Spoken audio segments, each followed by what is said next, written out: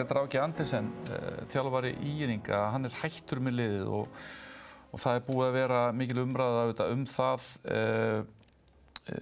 Hann virðist hætta, það hefur verið svona handkastið.net og yfirlýsingar stjórnar ÍR þar á milli að það hefur verið landsliðskonur ÍR sem hafi haft mikið það að segja að Grétar hættir, ÍR ber það af sér.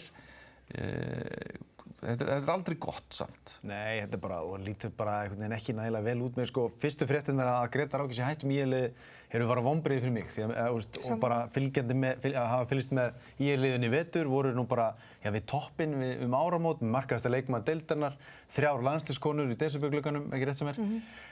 Og maður bara, þær eru bara jafnvel líklegastar núna bara ef fram heldur sem horfir, Svo fattast þeim aðeins flugið og allt góð með það eins og Vakalíf náttúrulega stýrðu krossband. Já, og allt sem því fylgir. Þannig að það eitt og sér vonbrigði, en hvernig svo fréttaflutningunir í kjölfarið eru eiginlega enn meiri vonbrigði því að maður vill alltaf hafa þetta eins svona, bara hreinan viðskilnað, hvernig svo sem hann hvort sem maðurinn rekinn eða ekki, eða hvort hann vill hætta, þá á það bara að vera upp á borðinu.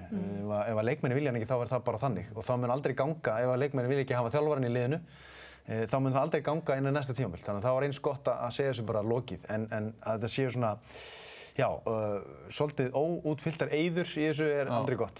Gefum okkur það, Rakel, bara með þetta. Gefum okkur það að það leikmenn vildi hann ekki áfram. En ef að svo það ekki vandræðin hvernig á að ráða næst? Og þarf þá að spurja leikmenn leyfi?